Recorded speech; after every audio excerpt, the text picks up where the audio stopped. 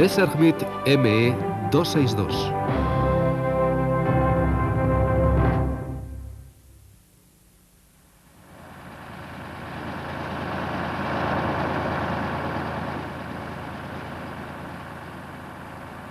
El Messerschmitt ME 262 marcó el comienzo de una nueva era y revolucionó la aviación. Si hubiera llegado tan solo un año antes, quizá podría haber alterado el resultado de la Segunda Guerra Mundial y por consiguiente la estructura de la Europa actual.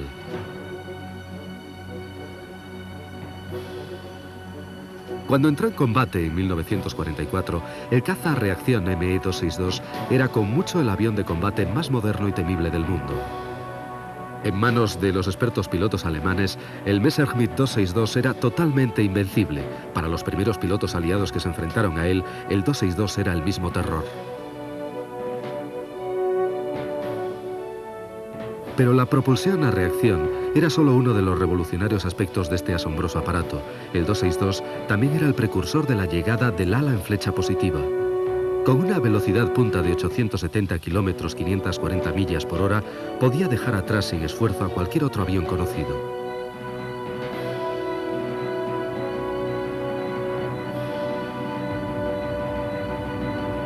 Este 262, minuciosamente restaurado del Museo Aeroespacial Cosford de la RAF, fue uno de los muchos capturados cuando los aliados avanzaron por Europa. Algunos de los adelantos introducidos en él allanaron el camino de una nueva era, la de la aviación a reacción.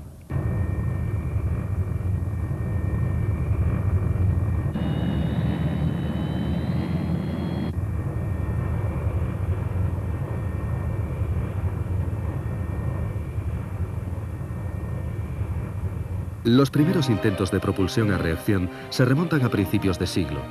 El turbopropulsor de Henry Coanda de 1910 fue el precursor del uso de turbinas para generar potencia de empuje. Consistía en un rudimentario motor con una hélice soplante carenada, pero en su primer vuelo el pequeño avión se incendió y se estrelló. Después de la Primera Guerra Mundial, los turboalimentadores, como la unidad MOS de este biplano Packard, aumentaban la potencia de los motores a pistón, lo que produjo una rápida serie de nuevos récords mundiales de altitud que los libros de récords apenas daban abasto en recoger. El primer motor a reacción genuino se desarrolló en Gran Bretaña. Frustrado tras años de indiferencia gubernamental, Frank Whitney, un expiloto de la RAF, empezó con éxito el prototipo del motor a reacción W1X el 12 de abril de 1937, que silenciosamente avanzaba a una nueva era.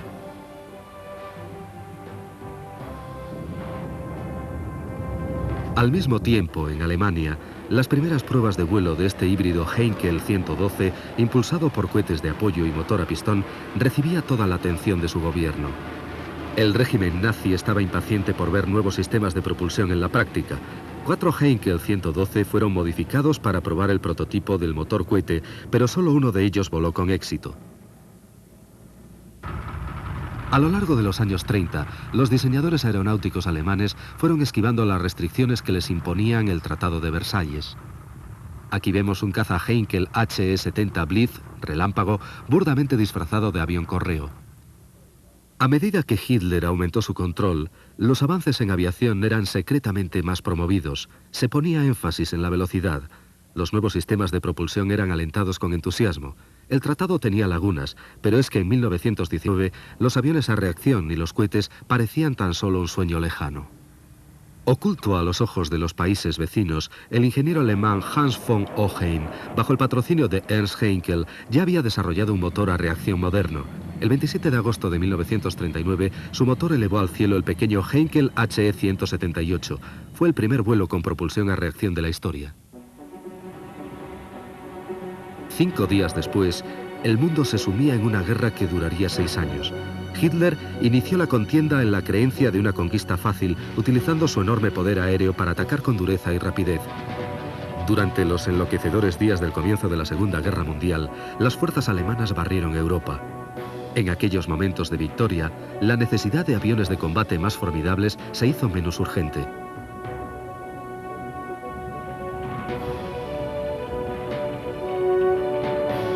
A los ojos del Führer, nada podía detener el aplastante poder de la Luftwaffe.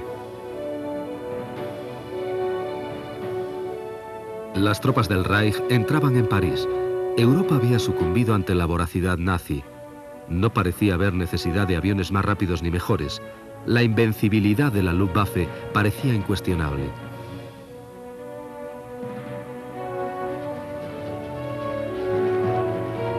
Pero los vientos de victoria empezaron a cambiar en lo que se llamó la Batalla de Inglaterra. Los pilotos alemanes y británicos se enzarzaron en una lucha mortal sobre los cielos de la isla y a finales de 1941 la suerte había cambiado. El orgullo de Alemania se estrelló en pedazos contra la fortaleza británica. Alemania pedía a gritos un nuevo avión, más potente, más rápido, y las miradas se dirigieron hacia las prometedoras posibilidades de la reacción a chorro. El primer bimotor a reacción del mundo con éxito, diseñado específicamente como caza, fue el Heinkel HE-280. La pasión de Ernst Heinkel por los aviones de altas prestaciones había creado una larga lista de números uno en este apasionante nuevo campo.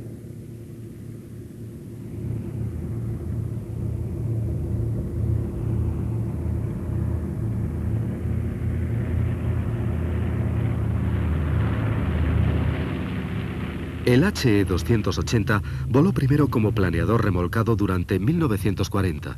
Estos vuelos sin motor tenían por objeto probar características de vuelo debido al retraso en la entrega de los motores a reacción, haciendo así de la necesidad una virtud.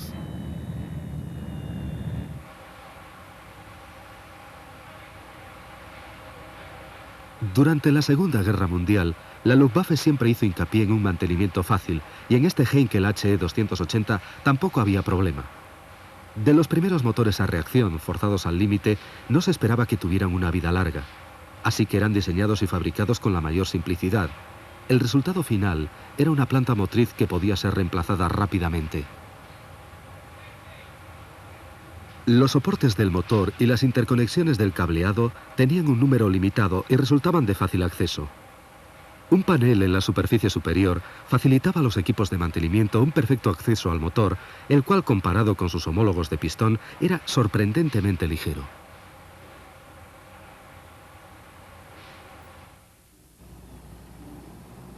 Este Heinkel presentaba una terminación superior, una aerodinámica sumamente refinada y robusta construcción. Cuando los motores del 280 funcionaban adecuadamente, era una delicia volarlo. Como a la mayoría de los primeros aviones a reacción, le faltaba potencia y su radio de acción era notoriamente corto. Voló por primera vez con dichos motores el 2 de abril de 1941. El Heinkel 280 era por aquel entonces el avión más sofisticado y avanzado del mundo.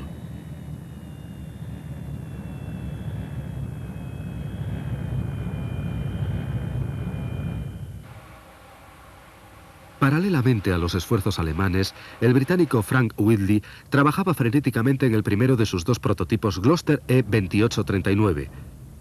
Era un avión de investigación que puso a prueba las teorías aliadas sobre la propulsión a reacción. De simple construcción, la célula fue diseñada para acomodar los motores a reacción de Whitley. En mayo de 1941, el Gloster realizó su primer vuelo como avión a reacción aliado.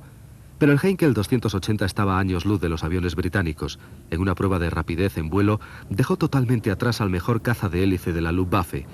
Pero pese a sus innovaciones como el asiento expulsable, problemas con el rendimiento y la autonomía, agravados por la política oficial en contra de Heinkel, cercenaron todas las posibilidades del 280 de convertirse en el primer caza a reacción operacional del mundo. Ese honor se lo llevaría otro. El Messerschmitt Me-262 carecía de la sofisticación del Heinkel, pero su figura era impactante, con sus finos planos en flecha positiva, bajo los que colgaban sus dos motores Jumo 004B de flujo axial y 900 kilogramos de empuje unitario construidos por Junkers. Su forma de tiburón resultaba de letal elegancia. Los 4 primeros prototipos fueron construidos con la rueda en la cola y el afilado morro apuntando al cielo. Era el tipo de avión que, aun estando inmóvil, daba la sensación de muy rápido. Messerschmitt había construido el fuselaje para que resultara robusto y seguro en acción. Al igual que el Heinkel 280, este Messerschmitt fue diseñado para un mantenimiento fácil, algo imprescindible en aviones destinados a operar desde aeródromos primitivos y bajo condiciones de combate. Los motores Junkers podían ser reparados o reemplazados sin ningún equipo especial. El sistema eléctrico y el de combustible eran muy accesibles a través de unos paneles situados en el fuselaje. El 262 era una perfecta mezcla de sofisticación, tecnología punta y diseño simple. Los motores no llegaron a tiempo a los primeros vuelos de prueba, por lo que en su lugar se utilizó un motor a pistón de 700 caballos colocado en el morro. Finalmente, en julio de 1942, el tercer prototipo de 262 con los largamente esperados motores Jumo estaba listo para volar. El primer vuelo con éxito del ME-262 con motores a reacción fue el 18 de julio de 1942. Los motores fueron considerados aptos para el vuelo y con el piloto civil Fritz Wendel a los mandos, el aparato fue el primero de su clase en surcar los aires. Durante la carrera de despegue, la cola no conseguía elevarse, así que el piloto de pruebas improvisó una técnica nueva. Tal y como contaba más tarde Wendel, toqué de inmediato los frenos, la cola se levantó y los timones de profundidad empezaron a funcionar. Los turborreactores marchaban como un reloj y fue un completo placer volar el nuevo aparato. Sin embargo, el vuelo tuvo algún incidente. Justo al aterrizar, el combustible que se había acumulado en la góndola del motor izquierdo se incendió, pero los daños fueron tan superficiales que el avión volvió a volar más tarde aquel mismo día.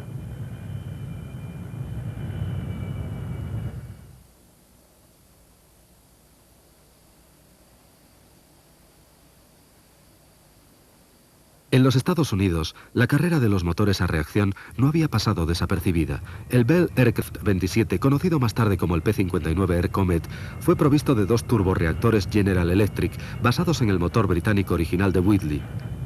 Un año después del diseño inicial, el avión estaba listo para las pruebas, siendo transportado por ferrocarril al campo de aviación del ejército Marrock Army Airfield, en el desierto de California.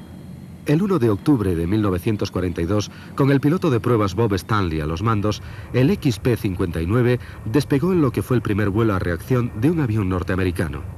Desgraciadamente sus prestaciones no eran mucho mejores que las de los aviones a pistón del momento, pero a pesar de ello empezó la producción limitada del Air Comet y Bell llegó a fabricar más de 60 Air Comet. La aviación a reacción había llegado a América.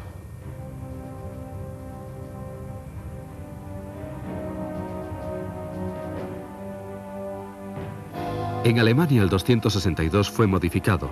Imitando a su competidor Heinkel, los diseñadores de Messerschmitt adoptaron el tren de aterrizaje con la tercera rueda bajo el morro.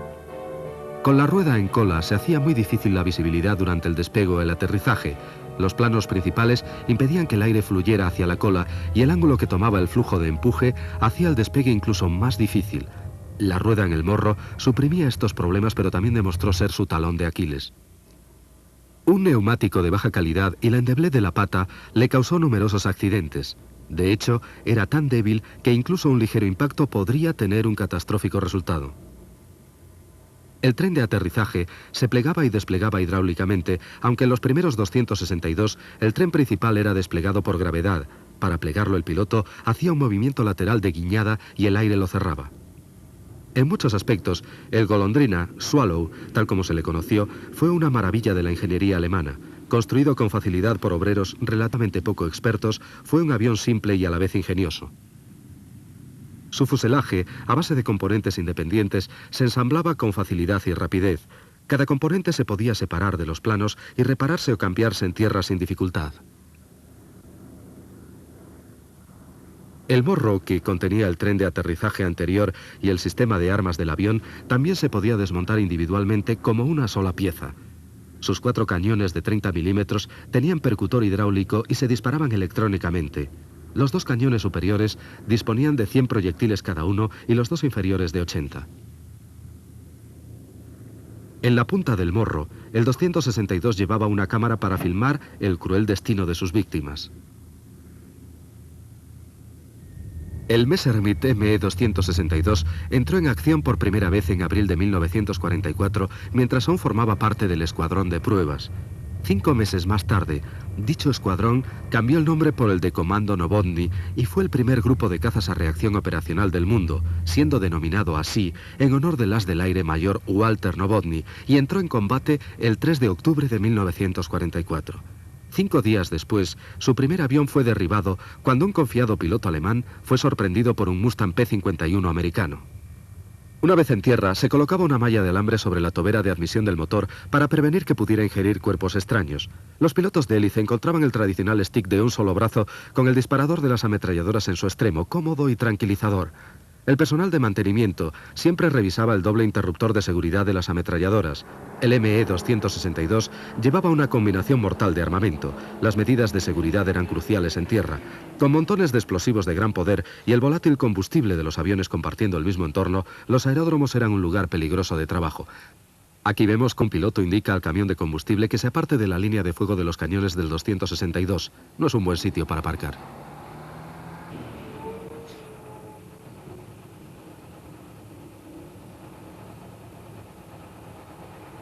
En acción, el avión era fácil de mantener y no necesitaba los combustibles altamente refinados de los motores de pistón.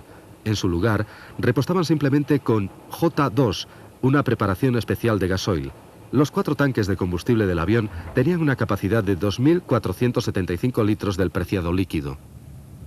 El 262 estaba ciertamente bien diseñado para una rápida vuelta al combate. En las últimas etapas de la guerra, algunos pilotos norteamericanos tuvieron la misión de volar 262 capturados fuera de Alemania. Bob Strobel encontraba impresionante la facilidad de mantenimiento. Una de las cosas que resultan claves en combate es mantener el máximo número de aviones operativos. Para conseguirlo, a menudo, teníamos que cambiarles los motores. Bien, pues cambiar un motor a un Thunderbolt te llevaba por lo menos 2 o 3 días completos de trabajo, incluso bajo las mejores condiciones. Y sin embargo, en cambiárselo a un Messerschmitt M262 se tardaban 30 minutos. Cada motor a reacción tenía un pequeño motor de arranque interno de 10 caballos que funcionaba con carburante de 2 tiempos. Este pequeño motor independizaba el avión de engorrosas unidades auxiliares de arranque. El motor de arranque estaba ubicado en la parte delantera de la tobera de admisión del motor. Cada uno de los motores de arranque podía ser puesto en marcha eléctricamente desde la cabina del piloto o, si fallaba, manualmente por medio de un tirador en forma de D y un cable colocado en la punta de la carcasa, un sistema similar a los cortacésped actuales. Antes de arrancar los motores, el personal de tierra llevaba a cabo una minuciosa rutina. Inspeccionaba la tobera de admisión en busca de residuos, comprobaba la sección del compresor, la turbina y los álabes del estator. Después la tobera de escape y su aguja. Delante de la aguja de la tobera está la turbina de eyección, que también era revisada detenidamente. Cualquier tipo de desperfecto en estos delicados elementos requería su inmediata reparación.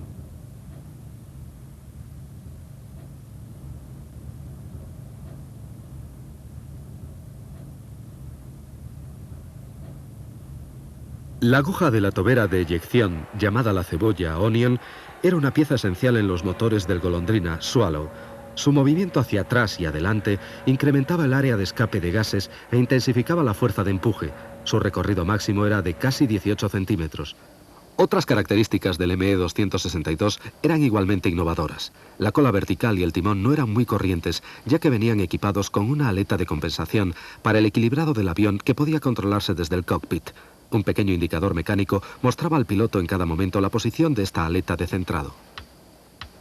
El piloto podía también ajustar manualmente el empenaje horizontal de cola, que resultaba vital para el control de avión a altas velocidades. Para facilitar los despegues y aterrizajes del 262, se le acoplaron unas aletas auxiliares de movimiento flotante libre en el borde de ataque. Esto mejoró enormemente las pobres características de sustentación de los planos a baja velocidad.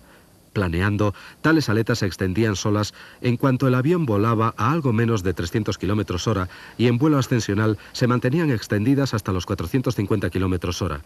A alta velocidad, las fuerzas aerodinámicas originaban su retracción automática. Las aletas del borde de ataque, que estaban montadas sobre cojinetes articulados, tenían cierta tendencia a bloquearse.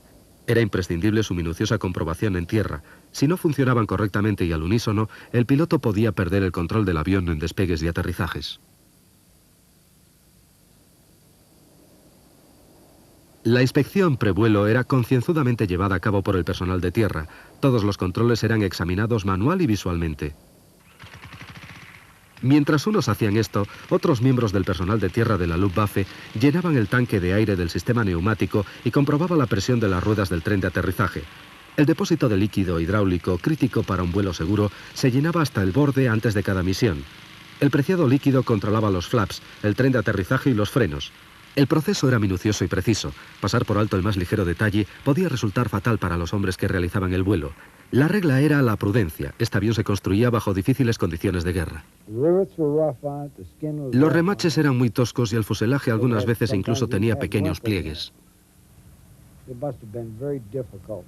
Debió haber sido muy difícil para ellos conseguir el metal y los materiales necesarios para construir aquel avión. El motor no estaba muy bien hecho y estaba expuesto a fallos, debido principalmente a la baja calidad de los materiales de las piezas y a condiciones bajo las que tenían que ensamblarlas y montarlas. Messerschmitt tuvo muy en cuenta al piloto cuando diseñó el habitáculo. La visibilidad delantera era inicialmente excelente, pero con el posterior tren de aterrizaje de rueda en el morro, la visibilidad era ya inmejorable en despegues y aterrizajes. La disposición de los mandos y controles estaba bien, al igual que su distribución. Creo que en general todo fue diseñado pensando en el piloto. El mantenimiento de este caza a reacción no difería demasiado de la mayoría de los otros aviones de combate de la Segunda Guerra Mundial. Las condiciones de los aeródromos alemanes, cercanos ya al final de la guerra, eran cualquier cosa menos ideales, pero el ME-262 era tan robusto como el que más de los aviones de motor a pistón de la Luftwaffe. Sin embargo, con frecuencia, eran succionadas materias extrañas por la tobera de admisión que ponían constantemente en peligro los motores del Golondrina Swallow, haciendo obligatorio el uso de protectores en la toma de admisión.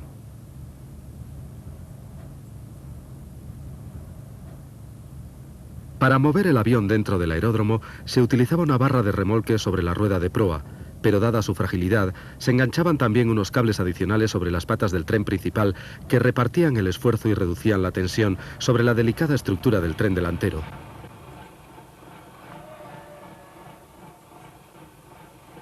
El remolque del avión lo efectuaba el Kettenkrad, un pequeño triciclo oruga con motor a gasolina que combinaba la potencia necesaria con una gran maniobrabilidad, resultando ideal para esta tarea. El Kettenkrad era capaz de operar en los terrenos más difíciles y bajo cualquier condición atmosférica.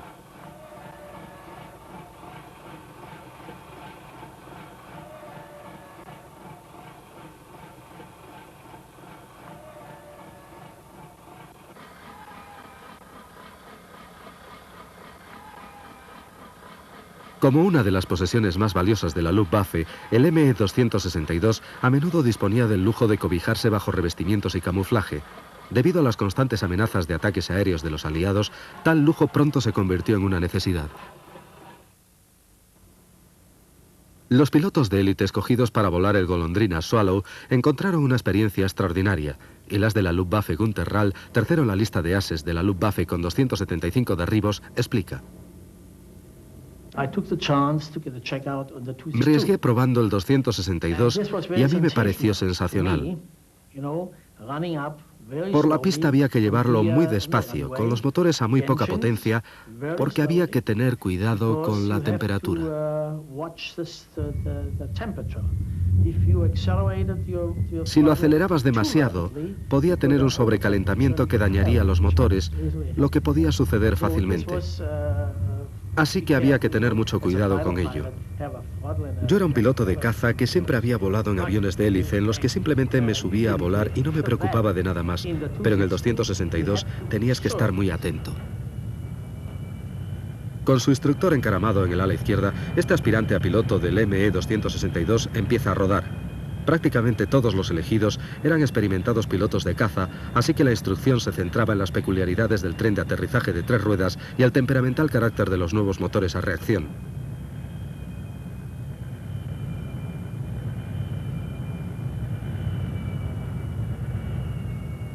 La palanca de gases del Golondrina tenía sus trucos y debía accionarse con sumo cuidado, especialmente en el encendido de los motores.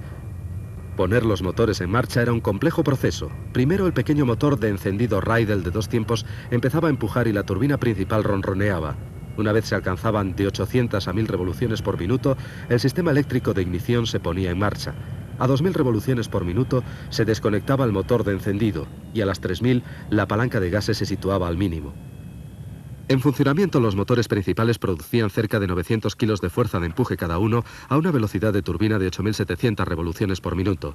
Las versiones biplaza de entrenamiento del ME-262 no estuvieron disponibles hasta bien entrada la guerra, por lo que los pilotos del 262 debían realizar su primer vuelo en solitario, una perspectiva preocupante incluso para los más aguerridos.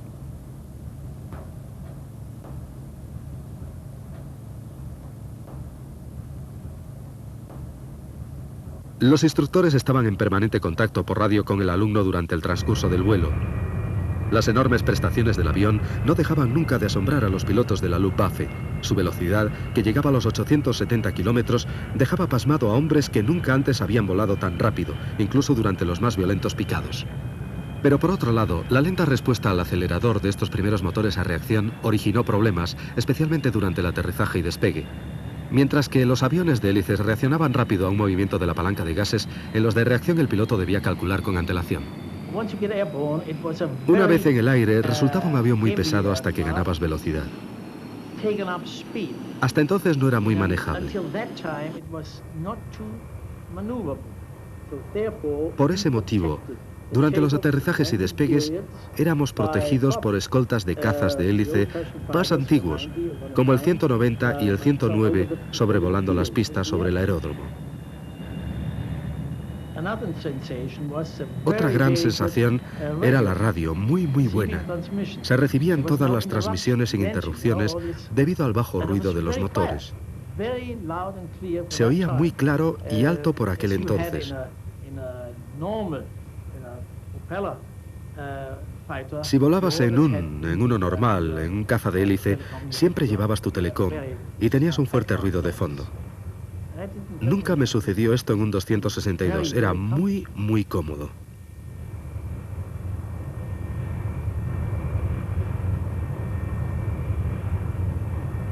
A los pilotos alemanes la velocidad del 262 les embriagaba. A 870 km/h todos quedaban fuertemente impresionados con el avión.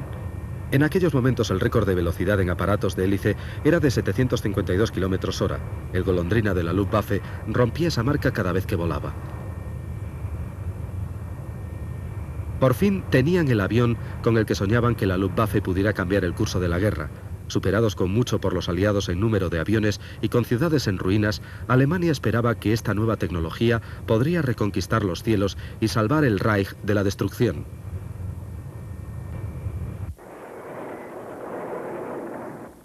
El día D, el 6 de junio de 1944, señaló el comienzo del declive alemán.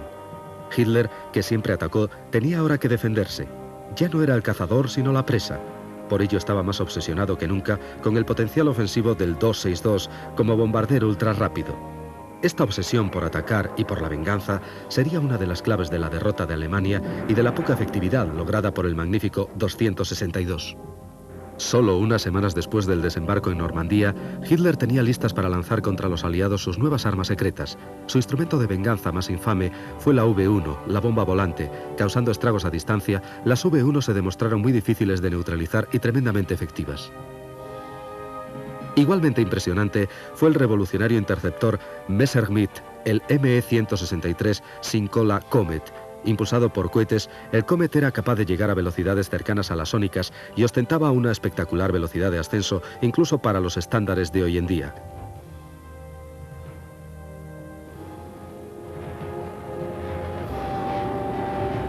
El famoso piloto de Comet, Rudi Opitz, reflexiona sobre la insistencia de Hitler en la manera de utilizar los ME-262. A los aviones normales de hélice ya no les era posible alcanzar Inglaterra porque los británicos tenían un cuerpo de caza sobrevolando constantemente las islas y podían interceptar cualquier cosa, no desde tierra, sino desde el aire, y por eso los bombarderos no podían llegar hasta allí, ya que era demasiado costoso. Pero aparentemente los aviones a reacción sí podían, y por eso él, Hitler, quería que el 262 fuera un bombardero para poder atacar otra vez. Y así es como se perdió el tiempo tratando de convertir en bombardero al que hubiera sido el caza más efectivo.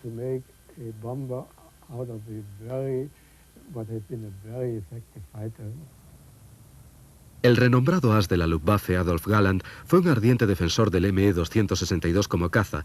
Describía que volar en él era como si un ángel lo empujara. Galland sabía que el 262 estaba una generación por delante de cualquier otro caza existente. Propuso a Goering que la producción debería concentrarse solamente en el Focke-Wulf 190 y en los 262. Ningún otro avión, dijo, era tan esencial para la defensa de Alemania. Sin embargo, Hitler insistió fanáticamente en que el 262 fuera utilizado ofensivamente como un bombardero ligero antes que el caza defensivo necesitado con desesperación. Pero no fue la falta de visión del Führer el único impedimento. La misma naturaleza experimental del avión había retrasado ya el proceso.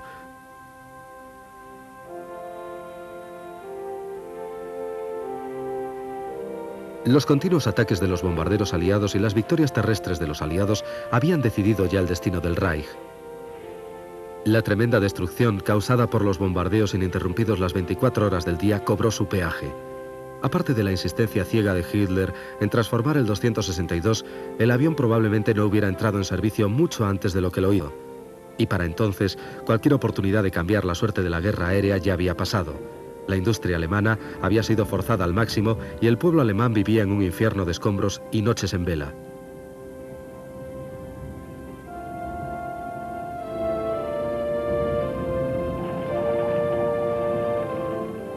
Alemania estaba en ruinas, habían muerto millones de personas, solo quedaban los más jóvenes y los viejos para sostener la guerra. A finales de 1944, la derrota era inevitable. La mayoría simplemente aspiraba a sobrevivir hasta que cesaran los bombardeos.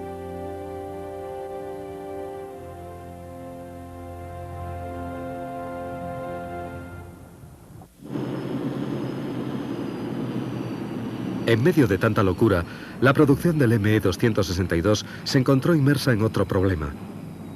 La competencia se había presentado en forma del arado AR-234, un bombardero de ataque de corto alcance y avión de reconocimiento. El 234 era un conglomerado de parte de la tecnología más avanzada del mundo. Propulsado por los mismos motores Jumo 004, el 234 era un consumidor voraz y pronto dejó secas las ya mermadas existencias de estos motores a reacción.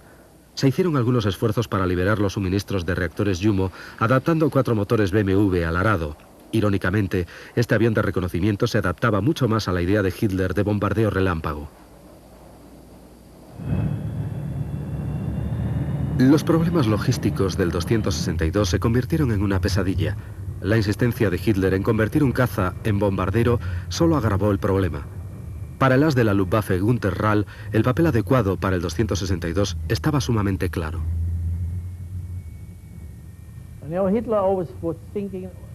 Hitler pensaba siempre en términos de ofensiva, solo quería atacar. Y este era el problema con el 262. Quería convertirlo en un bombardero puro, sin electrónica, que simplemente lanzara sus bombas y que el enemigo notara su impacto. Y eso era una estupidez, pero él solo pensaba en atacar. Adolf Galland le dijo, no, tenemos que fabricar cazas, cazas, cazas. Y muy pronto el tiempo le dio la razón. Galland llegó a enfrentarse seriamente con Goering, y Goering le culpó a él y a la aviación de caza del gran éxito de la octava Fuerza Aérea y de los bombardeos nocturnos británicos, y Galland decidió dimitir y tomar simplemente el mando del ala 44. Cuando Hitler le preguntó por qué lo hacía, respondió que con el ala 44 deseaba demostrar que el 262 era un caza, y así lo hizo. En abril de 1944, los primeros aviones fueron puestos en servicio en Lechfeld. El siguiente octubre, esta unidad, llamada entonces Comando Novotny, fue equipada con algunos de los 30 nuevos cazas a reacción. Poco después de haber entrado en combate, el Golondrina Swallow derramó sangre por primera vez. En junio de 1944, 2 Lockheed Linings y un de Havilland, Mosquito, cayeron víctimas de las ametralladoras del 262. No obstante, otro Mosquito sobrevivió, volviendo a Inglaterra con las evidencias fotográficas del nuevo caza. Aunque rezagado, el nuevo Gloster Meteor británico tenía una disposición parecida al 262, pero era mucho menos sofisticado. Propulsado en varios momentos por una variedad de motores Rolls-Royce, solo entró en acción limitada el último año de la guerra, con efectividad prácticamente nula. En julio de 1944 realizó sus primeras intercepciones de bombas volantes V1, apuntándose el primer derribo de una de ellas el 27 de julio.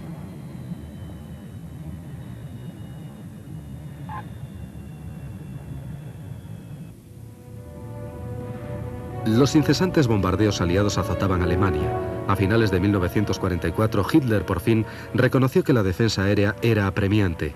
Mientras, todo tipo de historias sobre un supercaza alemán corrían por las filas aliadas. El 262 caía sobre las formaciones de bombarderos a una velocidad jamás vista y era superior a cualquier caza aliado sin excepción. Era incluso más rápido que las torretas ametralladas de los bombarderos aliados. Cuando lo volaba un piloto experimentado era sencillamente invencible, pero la suerte de Alemania ya estaba escrita. Era un hecho claro de que íbamos a perder la guerra sin ninguna duda. El que los otros tuvieran mejores aviones, mejores cazas o mejor protección era solo una cuestión de tiempo. Pero lo referente a la situación aérea podía haber cambiado considerablemente si los 262 hubieran sido fabricados en masa. La situación de los bombarderos americanos hubiera variado sin lugar a dudas.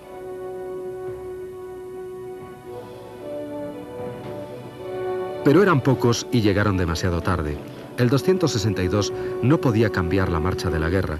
Las fuerzas aliadas avanzaban inexorablemente. Las fábricas alemanas, sus ciudades y su población habían sido literalmente aplastadas. En acto final de la tragedia, los pilotos de la Luftwaffe, agotados y sin combustible, incendiaban sus propios aviones para no dejar nada útil a los vencedores.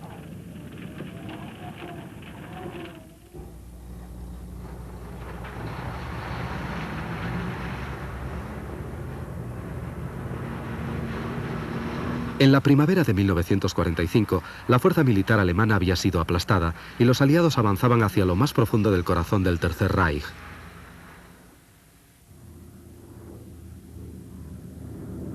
Los bombarderos y cazas aliados podían volar prácticamente sin peligro sobre el suelo de Alemania.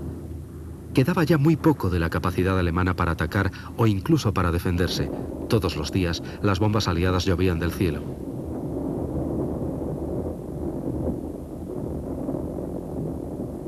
La destrucción fue total. Lo que fue una vez el corazón industrial alemán quedó reducido a escombros. Ya no podía producir más maquinaria de guerra. Cientos de miles de jóvenes, viejos, civiles y militares perdieron la vida. El Tercer Reich se había derrumbado literalmente sobre ellos. Al final de la guerra, más de 7 millones de alemanes habían muerto.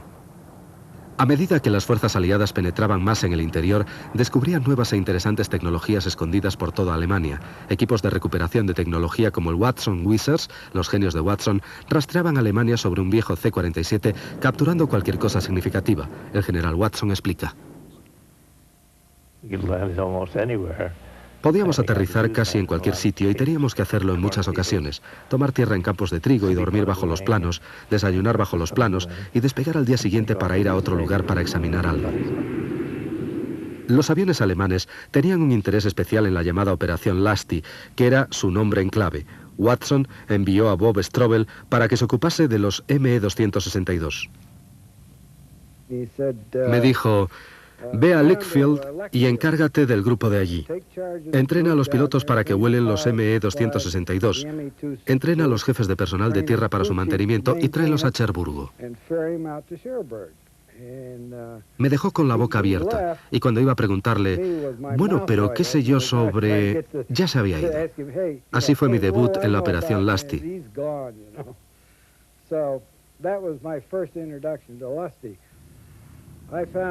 Encontré unos 25 a 30 cazas a reacción en el aeródromo por todo el perímetro del campo, camuflados y en diversas condiciones. Los equipos norteamericanos trabajaron deprisa con la urgencia añadida del avance de las fuerzas soviéticas. Los alemanes capturados colaboraron para poner los 262 en estado de vuelo.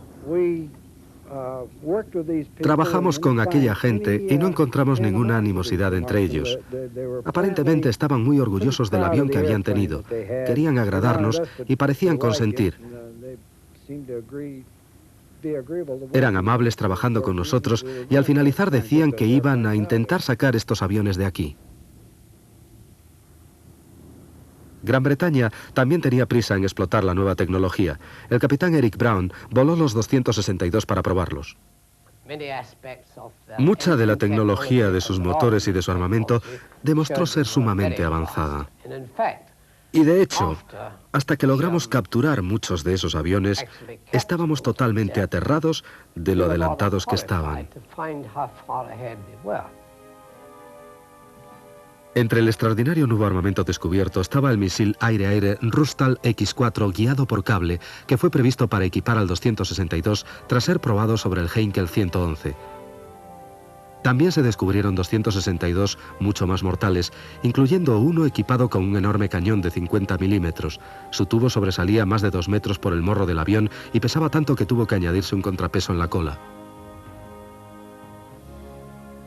La versión V9 fue destinada a la investigación del vuelo a alta velocidad. La cúpula de la cabina de esta variante del 262 fue rediseñada para ofrecer una menor resistencia aerodinámica. La versión V186 Heimachusa, defensor de la patria, equipaba un motor cohete adicional de combustible y comburente BMW para aumentar la velocidad en periodos cortos. El empuje era tal que a veces los pilotos tenían que volar con la proa levantada para no sobrepasar el número de Mach crítico. Sus despegues y trepadas eran también fulgurantes. El ME-262 de entrenamiento de 2 asientos estaba pensado para reducir la alta tasa de accidentes. Fue un hallazgo importante para la inteligencia americana. El piloto de pruebas Jack Bullens está de pie junto al Heinkel HE-162. El Volksjäger, o caza del pueblo, fue el último cartucho de la Luftwaffe para enviar al cielo otro avión a reacción.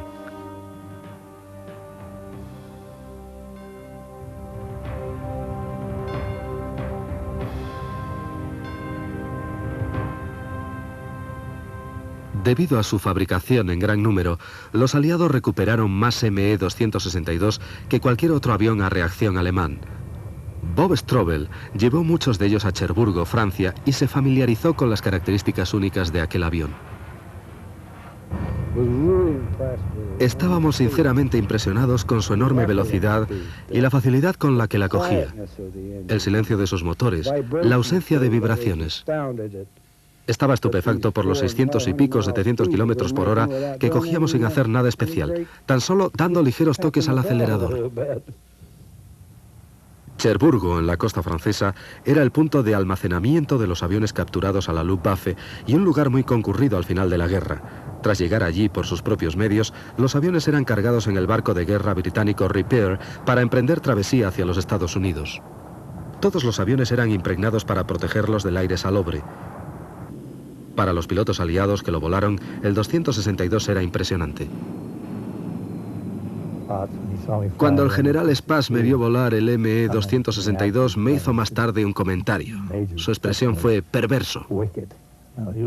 Era un tipo que acostumbraba a hablar muy poco sobre las cosas y su única expresión fue perverso, sí. Y añadió: Dios, si hubiesen utilizado este avión correctamente, no hubiéramos tenido ni una oportunidad con nuestros B-17. Los hubiéramos perdido a centenares. Volar en un avión enemigo, a través de una Europa aún en guerra, conllevaba muchos riesgos. Errores de identificación, mandos de vuelo distintos y sorpresas ocultas, como la fragilidad del tren de aterrizaje delantero, causaban muchos accidentes.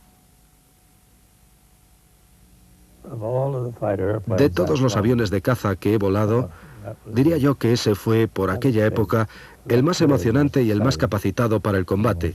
Con él podías hacer cualquier cosa. Y Watson no fue el único. Casi todos los pilotos que lo volaron ensalzaban las virtudes del primer caza reacción operativo del mundo. Cuando se elevaba al cielo y cuando todo funcionaba, el ME-262 era, sin lugar a dudas, el avión más formidable de la Segunda Guerra Mundial. Quedan pocos supervivientes del ME-262 y en buen estado de conservación aún menos. Uno de los más interesantes pertenece al Museo de Aviones Famosos cerca de Chino, en California. Históricamente significativo porque por aquel entonces su propietario era el multimillonario Howard Hughes. Este 262 tuvo también cierta gloria por participar en la película Jet Pilot. Fue este mismo avión el inscrito por Hughes a poco de finalizar la guerra en la carrera aérea del Bendix Trophy, en donde se hubiera enfrentado los cazas norteamericanos operacionales del momento. Pero desafortunadamente, la solicitud de inscripción de Hughes fue rechazada. Los organizadores temían que el formidable avión de la Alemania derrotada dejara en ridículo a la industria norteamericana.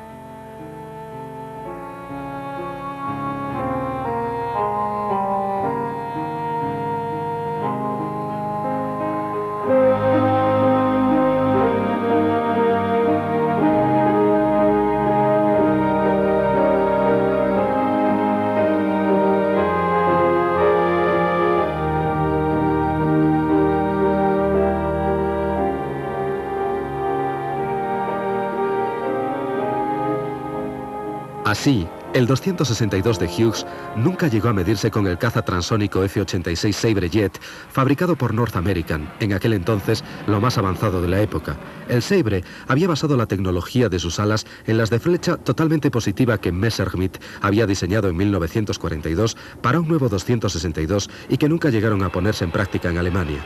Sin embargo, los planes de aquel diseño innovador se hicieron realidad en Estados Unidos, convirtiendo lo que probablemente hubiera sido un mediocre interceptor a reacción en un verdadero y gran avión transónico.